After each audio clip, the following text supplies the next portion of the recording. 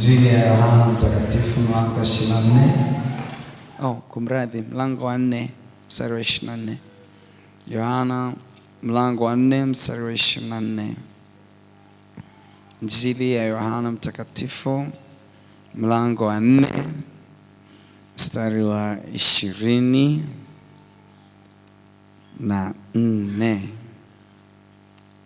Kama tumepata tusome kwa pamoja. Mungu ni roho, nao wamwabuduo imewapasa kumwabudu katika roho. Turudie tena mara mwisho. Mungu ni roho, nao wamwabuduo yeye imewapasa kumwabudu katika roho na kweli. Amen. Haleluya. Tukiwa tumesimama, nichukue nafasi kumshukuru Mungu sana kwa ajili ya mchungaji Peres. Amekuwa dada kwangu, amekuwa rafiki, lakini amekuwa mwalimu kutokana na vipawa vingi ambavyo Mungu amempa.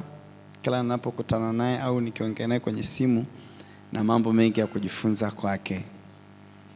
Lakini amenipa heshima kubwa sana kuja kushirikiana naye siku ya leo. Pastor, Mungu akubariki kwa kunikaribisha huku mahali kuzuri hivi. Hallelujah. Nikiona huku madhabahuni na muona mchungaji Peris. Hongereni sana watu wa uongo kwa kazi nzuri za Mungu mnazofanya. Tulivyokuja hapa tumekutana na majengo ya kama ya mjini, kumbe huku ni kijijini. Magorofa tena sio moja, lakini mazingira mazuri ya bustani na ukoka na kanisa lenu kubwa zuri. Hongereni sana. Hongereni sana na Mungu awabariki. Amen. Na kweli mazingira ya nje mpaka ndani yanaonyesha sura ya washarika wanaompenda Mungu, wanaopenda ibada, lakini wanaoheshimu na kushirikiana na viongozi wao, kwa sababu hakuna namna panaweza kukaa vizuri hivyo bila hiyo roho ya ushirikiano. Bwana Yesu apewe sifa. Hallelujah. Basi na mimi ningependa tujifunze kidogo habari ya moyo wa ibada. Kichwa chetu cha somo ni moyo wa ibada.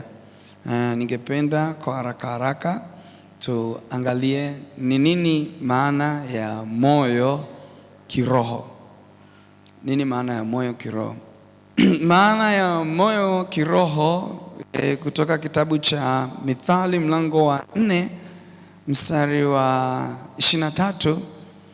Biblia inasema, Mithali 4:23, Biblia inasema, linda wako kuliko yote, maana ndiko zitokako chemichemi za uzima. Na Biblia nyingine inasema, linda moyo wako kuliko yote ulindayo, maana ndiko zitokako chemichemi za uzima. Kwa hiyo moyo ni mahali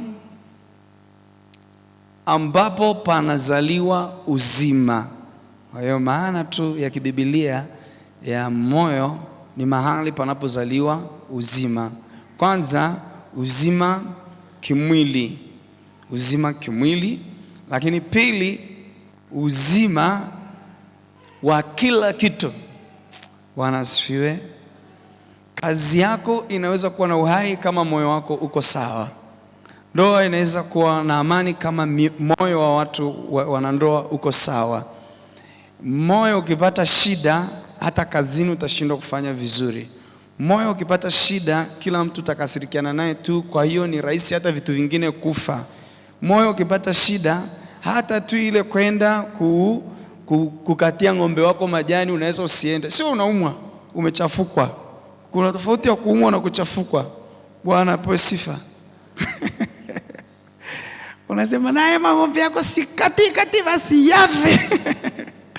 Kwa hiyo moyo ukipata shida, hata mifugo inapata shida. Kwa hiyo ile spirit ya uhai inapotea ndani ya moyo wa mtu wenye shida. Na moyo wenye shida unaweza kuwa unaumwa au haumwi lakini umekwazwa, au haujakwazwa lakini una uchungu. Kwa hiyo moyo unashindwa kugenerate, kuzalisha uzima kwa kiwango unachotakiwa.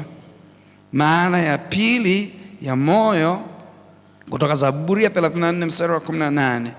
Zaburi ya 34 mstari wa 18. Zaburi ya 34 mstari wa 18. Roho Mtakatifu nionyeshe kwa haraka. Zaburi ya 34 mstari wa 18, Biblia inasema hivi: Bwana yu karibu nao waliovunjika moyo, nao waliopondeka roho huwaokoa. Kwa hiyo moyo tafsiri yake nyingine ni indicator. Ni indicator. Yaani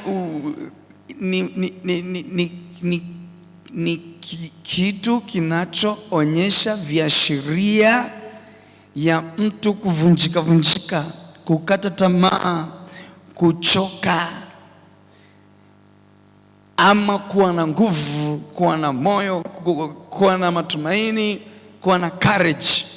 Kwa hiyo moyo ni indicator. Moyo wa mtu unawasha alarm kwamba huyu mtu yuko na nguvu, yuko amevunjika moyo, amechoka, amekata tamaa na kadhalika. Bwana apewe sifa. Hallelujah. Lakini kwenye moyo wa mtu kimwili, sasa tuje maana ya moyo kimwili. Kimwili ni kiungo cha mwili ambacho kinafanya kazi mbili tofauti. Kiungo peke yake cha mwili kinachofanya kazi mbili tofauti direct.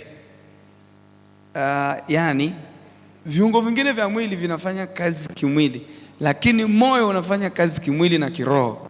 Hallelujah. Kwa sababu moyo unafanya kazi ya kuzungusha damu kwenye mwili mzima, ukishirikiana na chembe hai nyeupe na chembe hai nyekundu. Hasa moyo ili uweze kufanya kazi unahitaji spirit, unahitaji roho. Biblia inasema Mungu alipomuumba mwanadamu alimpulizia pumzi, mwanadamu akawa nafsi hai. Yaani Mungu alifinyanga tope, alafu lile tope likawa sasa ndo mwili, lakini halikuwa na uhai. Ila alipopulizia pumzi ndani ya ule mwili, mwanadamu akawa nafsi hai. Bwana apewe sifa. Hallelujah. Hallelujah. Kwa hiyo mwanadamu alikuwa ana damu, ana nyama, ana mifupa, ana kila kitu, lakini hana uhai kwa sababu hana roho. Mtu akifa mnafikiri ni kwa sababu ameishiwa na damu? Hapana, mtu hafi mpaka akate roho. Na mtu anaweza akawa na damu na akawa amekufa. Ukifa mpaka damu yako igande inachukua masaa kadhaa. Kwa hiyo shida sio kukosa damu, shida ni kukosa roho. Sijui kama unanielewa. Mtu akikata roho sasa hivi hapo, ukimkata damu atatoka damu inawezekana mpaka jioni. Kwa hiyo roho ikiondoka ndani ya mtu, damu ipo. Kwa hiyo shida sio damu, shida ni roho. Bwana asifiwe. Sasa kwa hiyo roho sasa, oxygen tunayovuta ndio tulipumziwa na Bwana. Mungu alimpulizia mwanadamu roho wake. Kwa hiyo ile oxygen tukivuta inachukuliwa kwenye mapafu, inapelekwa kwenye moyo, alafu oxygen ndio inasaidia sasa damu iweze kusafiri kwenda kwenye maeneo mbalimbali ya mwili. Bwana asifiwe.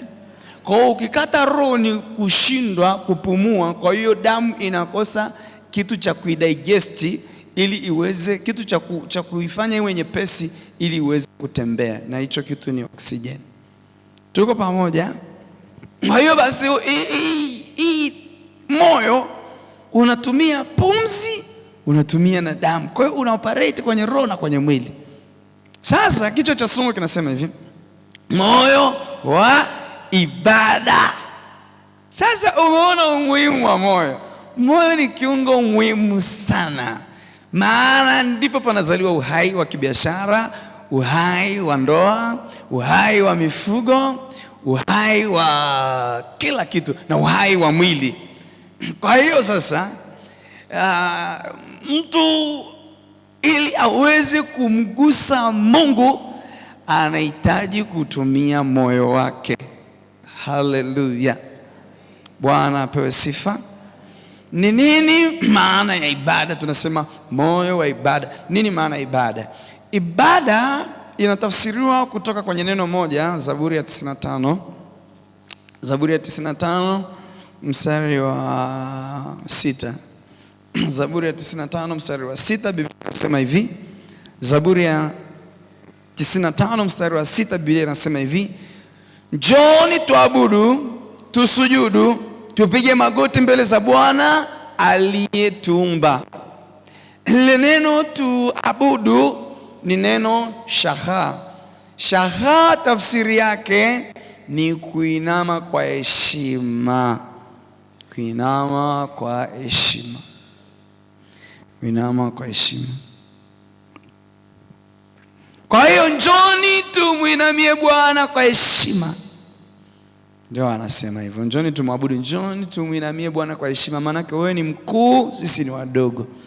Wewe ni mfalme, sisi ni watumwa wako. Wewe ni Bwana, sisi ni watwana.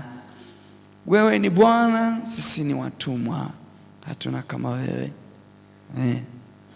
Umewahi kumsalimia mtu kafanya? Huyo mtu kama sio mchungaji ni askofu. Au itakuwa ni mtu ulienda kumwomba mkopo.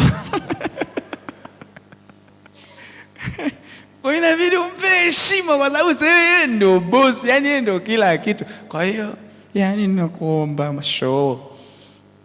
Na saa nyingine ni mdogo kuliko wewe. Sasa maana yake nyingine ni kusujudu ama kuabudu kwa unyenyekevu. Haleluya.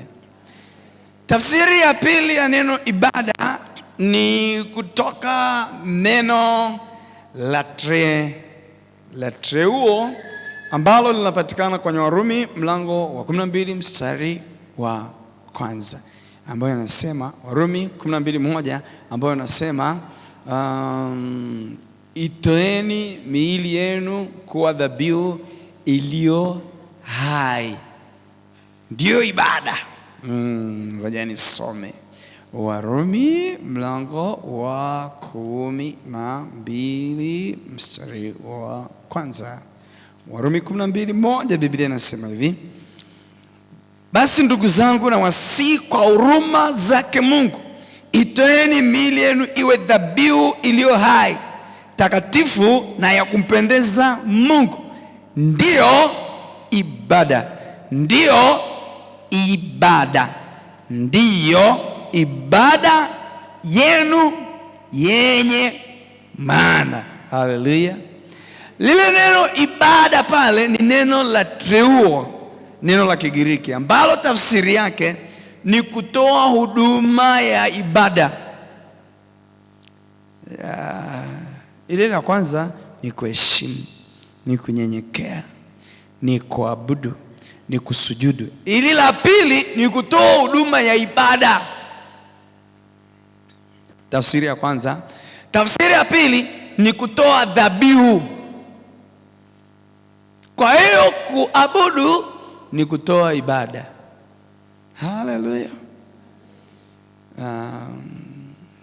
Tafsiri ya tatu na ya mwisho ndio ile tuliyosoma sasa, Yohana 24:4 mstari wa 24.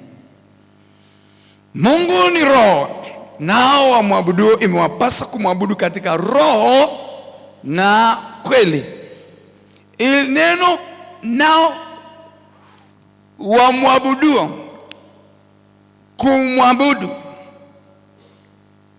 wamwabuduo na kumwabudu ni neno ambalo linatafsiriwa kama kusujudu ama kuanguka. Bwana asifiwe.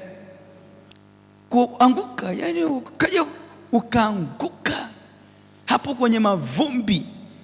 Hicho ni kiwango cha juu sana cha ibada, kwamba yani unajiona we ni mavumbi, we sio kitu, we ni takataka, wa maana ni huyo uliyemwangukia. Bwana apewe sifa. Yani kwa kama umevaa wax yako ama satini nzuri kama hii ya leo, watu watakao kula keki, ukaamua kujigaragara hapo mbele unalia na Bwana, tutakuona kituko cha ajabu, lakini Mungu atapokea ibada. Maana tunasema huyu hajafikiria kuaibika, hajafikiria bei ya satini yake, hajafikiria nini, amefikiria kuniabudu mimi, kunipa mimi heshima. Bwana apewe sifa. Tafsiri ya ibada. Lakini maana nyingine ya hilo ni kuanguka kifudifudi mbele za mtu wa heshima. Hii pia watu zamani walifanya pia, kuanguka mbele ya wafalme. Na mfano mzuri ni yule waziri. Kuna waziri mmoja, kama mnafuatilia tena, ni mwanamke, aliwahi kuanguka mbele ya watu akajigaragara. Sasa ile ni heshima kubwa sana anafanya, lakini inawezekana tu pengine alianguka emotional kwa mihemko, lakini kiroho anatafsiriwa amefanya kitu kikubwa sana kwa anayemfanyia, kama ni kiongozi wake au kama ni wananchi wake. Bwana apewe sifa. Sasa basi tuna maana kama tatu hivi za ibada. Tuna maana kama tatu za ibada, na kichwa cha somo kinasema moyo wa ibada. Hebu tuanze kuangalia ile maana ya tatu ambayo inasema ni kumfanyia Mungu ibada. Hizi maana mbili ni daily, ni maisha ya kila siku ya mtu aliyechagua kumwabudu Mungu. Bwana apewe sifa. Kwa sababu swala la kumheshimu Mungu alitaki Jumapili, linataka tu ile saa umeamka hivi uonyeshe kumheshimu Mungu. Ile saa mtu akutukana unatamani kumrudishia, umheshimu Mungu, aache kutukanana naye. Ile saa sijui umepigiwa simu na mchungaji umeambiwa njoo hapa, uache kazi zako uende, yani ishara ya kumheshimu Mungu. Kwa hiyo hii ya kumheshimu na kumsujudu Mungu ni kitu cha kila saa. Kwa hiyo ina maana kila siku, kila saa kuna mambo tunakutana nayo. Mara hii pikipiki imeyumba titi, huko pale nyuma umeshikilia hivi, umeanguka, umemshika unaona hivi, umenyanyuka unajipangusa, hujaumia mahali. Unajua saa nyingine unaweza kujikuta umepiga magoti hapo barabara, unasema Mungu asante umeniponya. Hiyo ni ibada. Kwa hiyo ni kila saa kwenye kila matukio, kwenye kila hali tunapaswa kumpa Mungu ibada ya kutoka moyoni. Bwana apewe sifa. Haleluya. Hii maana ya kwanza na ya pili ni maisha ambayo mtu amechagua, ambao hahitaji kuhubiriwa, hahitaji sijui nini, anahitaji kufanya kila wakati. Haleluya. Maana hii ya tatu sasa, hii maana ya tatu anasema kumfanyia Mungu ibada. Sasa kumfanyia Mungu ibada, sisi tunamfanyia Mungu ibada hapa sasa hivi. Mchungaji anamfanyia Mungu ibada. Kumfanyia Mungu ibada, hii ni ibada ambayo inatafsiriwa kama tukio lenye mtiririko wa mambo mbalimbali, ama ibada yenye mtiririko wa matukio. Kwa mfano, kuingia, Mungu yuko hapa, kupiga magoti, kufanya sala, salamu, matangazo, liturujia, matukio. Hiyo tunamfanyia Mungu ibada kwa sababu inakuwa na certain flow, inakuwa na flow fulani mwanzo. Na saa nyingine sasa kwa huku mlimani huku, mchungaji ukikosea tu, washarika wanajua pale mchungaji ulisahau leo hujasema creation. Kwa nini? Kwa sababu iko kichwani. Tangu tuko watoto wadogo tunajua inaanza ting ting ting ting. Mchungaji na huyu ulimleta leo, lakini ametuimbisha mapambio. Unajua pale mapambio simshaimba kabla hatujaingia, amekuja tena kuingiza mapambio. Ile ni ile flow ambayo saa nyingine iko kwenye system ambayo inafuata 1 2 3. Kikiingia kitu kipya, mtu ananoti hichi ni kipya. Kama ni kizuri au ni kibaya, lakini anataka hichi kitu kipya, hichi kimeingia. Bwana apewe sifa. Haleluya. Sasa kichwa cha somo ni moyo wa ibada, na tunajifunza kutoka kwenye kitabu hichi cha Yohana Mtakatifu. Yesu akasema Mungu ni roho, nao wamwabuduo mwapaswa kumwabudu katika roho na kweli. Roho Mtakatifu nisaidie, nahitaji kumaliza. wanahitaji kumwabudu katika roho na kweli. Ukiambiwa watu wanaomwabudu Mungu inatakiwa wamwabudu katika roho na kweli, lazima wako ambao hawamwabudu katika roho na kweli. Kwa sababu ukiendelea kusoma unasema kwa maana Mungu watafuta watu kama hao. Maandiko mengine yanasema Mungu anawatafuta watu gani? Wanaoabudu katika roho na kweli. Sasa ni changamoto gani tunazokupata katika kumwabudu Mungu? Changamoto zinazotokana na haya maandiko, changamoto za kwanza ni mahali sahihi pa kupeleka ibada. Nikimaanisha ni nani sahihi wa kumpelekea ibada. Bwana apewe sifa. Haleluya. Narudia, nisikize kwa makini. Changamoto ambayo kanisa la leo liko nayo ni nani? Sasa nashindwa kusema mtu kwa sababu, lakini kwa kifupi, ni nani sahihi wa kumpelekea ibada, au ni nani sahihi wa kumwabudu? Hiyo ndio changamoto ya kwanza, kwa sababu haya yalikuwa ni mahojiano ya Yesu na mwanamke Msamaria pale kisimani. Yesu alipotaka maji anywe, kuna maneno aliongea pale. Yule mwanamke akamuuliza, "Je, wewe ni mkuu kuliko baba yetu Abraham?" Haleluya. Kwa hiyo maana yule mwanamke kwenye kichwa chake kulikuwa kumejaa Abraham. Yaani huwezi kumwambia kitu chochote cha ibada bila kumtaja Abraham. Roho Mtakatifu nisaidie. Mungu, mstari wa 21 unasema hivi: Yesu akamwambia, "Mama, umesadiki?" Oh no.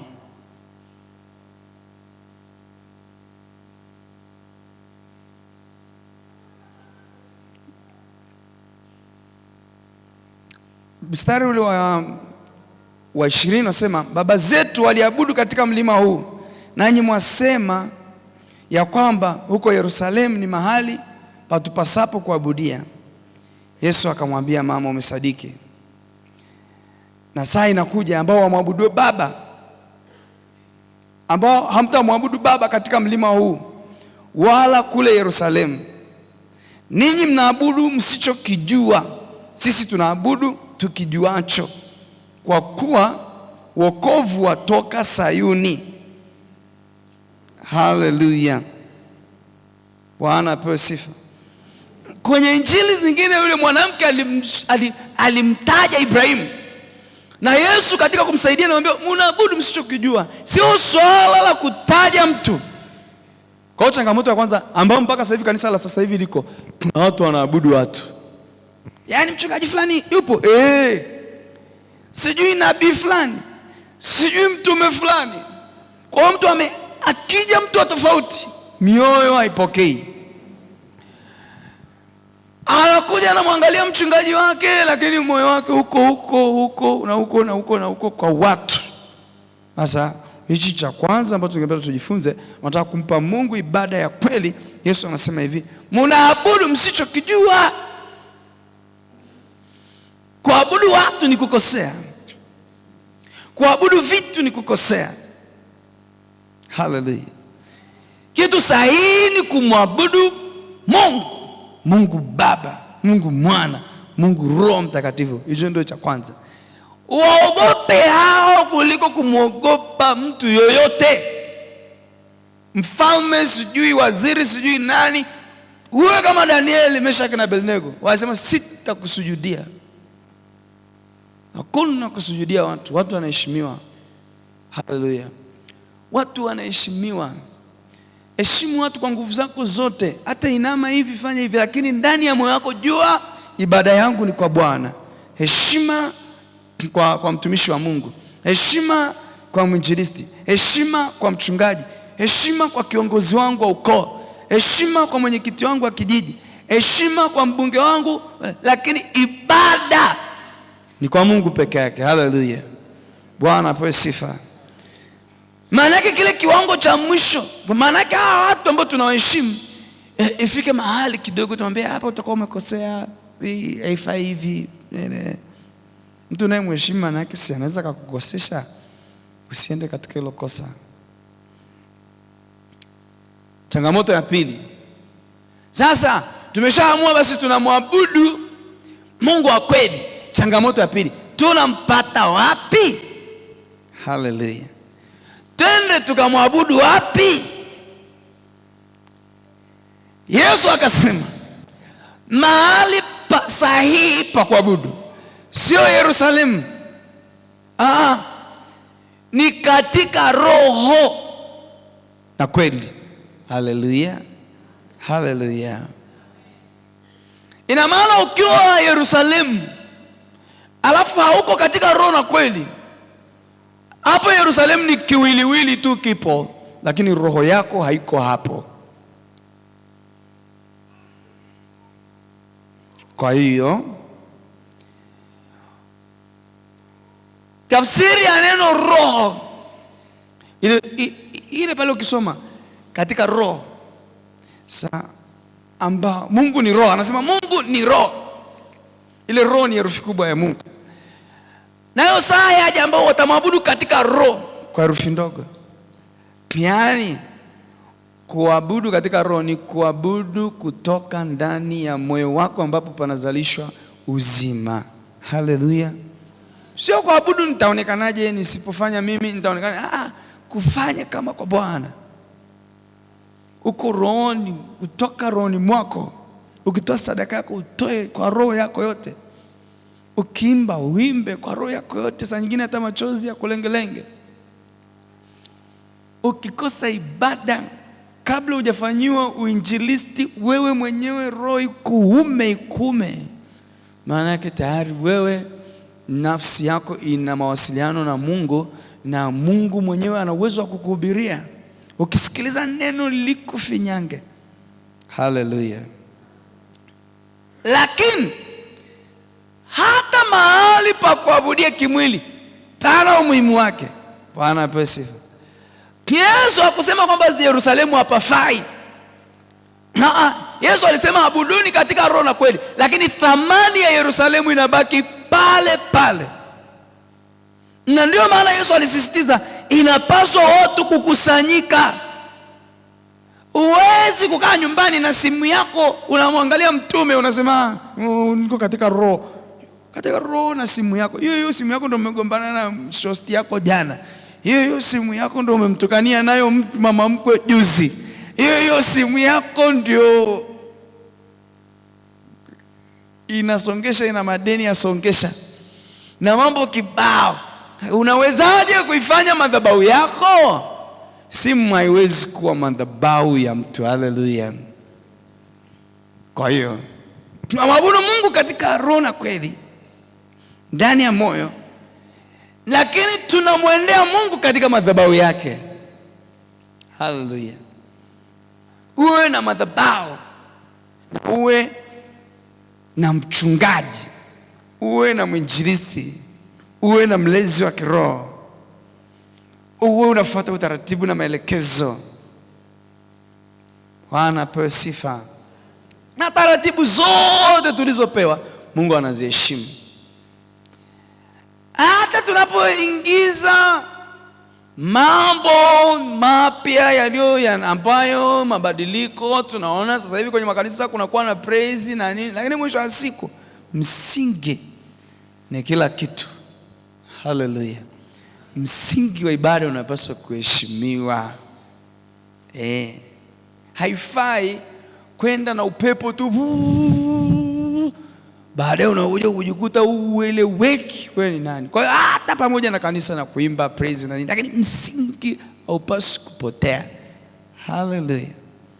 Hata kuheshimu misingi bado ni roho, kwa sababu walioweka misingi hiyo waliongozwa na roho. Ndio maana imetukuza, tumezaliwa katika hiyo misingi, tumekuwa, kanisa limekuwa na nguvu, tumezaa watoto wajukuu na babu zetu wamekufa. Hiyo misingi kama imeweza kutushikilia mpaka sasa, maana yake ni misingi imara na misingi sahihi. Haleluya.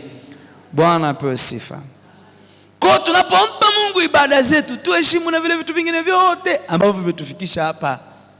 Wanasema usitupe nini? Big G, usiteme Big G, sema kwa karanga za kuonja.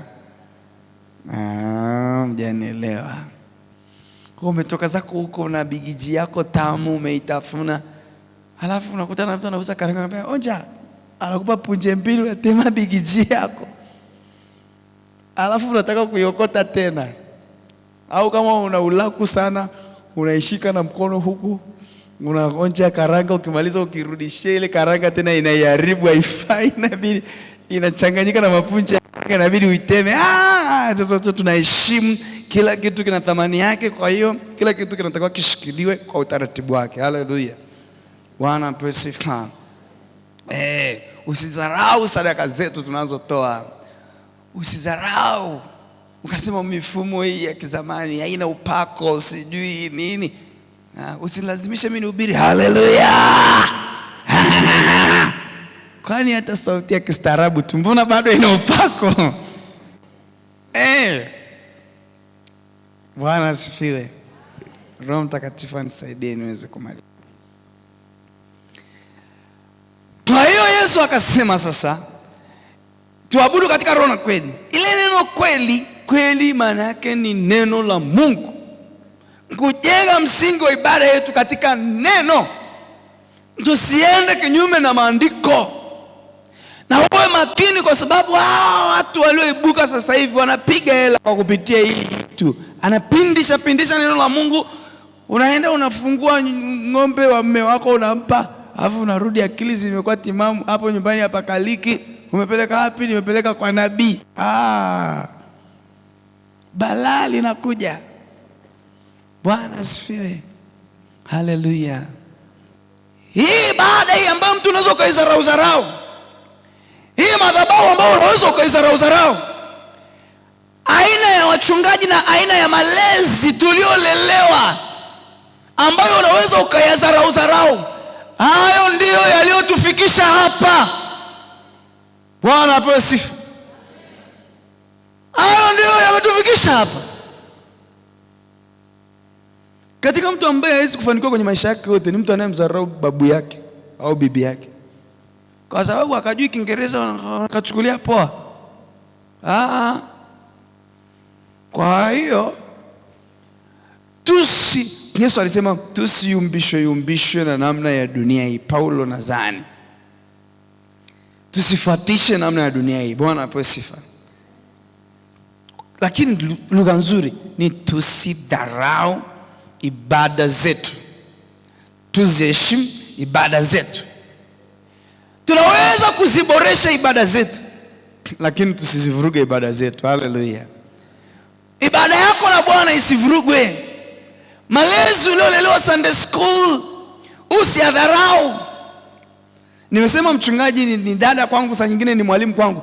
Kuna saa ananielekeza jinsi, ananishuhudia jinsi ambavyo analea. Unaona kabisa roho ya ulezi, roho ya malezi ndani ya kanisa letu. Bwana apewe sifa. Basi mimi nihitimishe ili somo langu kwa kusema ya kwamba mioyo yetu ni mahali panazaliwa chemichemi za maji ya uzima. Uzima wa ibada uanze hapa moyoni. Tupende ibada zetu kwa mioyo yetu yote. Tupende madhabahu zetu kwa moyo wetu wote. Tuwapende makuhani wetu wanaotuhudumia madhabahuni kwa moyo wetu wote.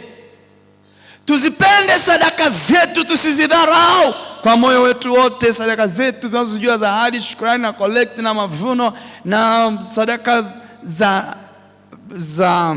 sadaka za umoja na kila kitu, tupende, tuimarike.